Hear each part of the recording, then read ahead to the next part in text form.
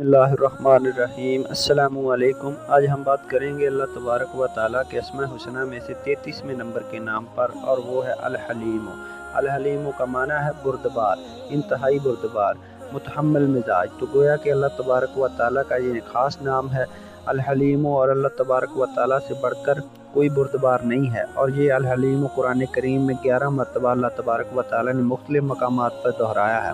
और ये हलीम वो ज़ात है जो ज़ाहरी और बातनी नेमतें अपने बंदों को अता करती है, लेकिन बंदों के गुनाहों की वजह से उन नेमतों को रोकती नहीं है, बल्कि तहम्मुल और बुर्दबारी से अता करती रहती है और इंतज़ार करती है कि ये गुनाहों से तौबा कर ले।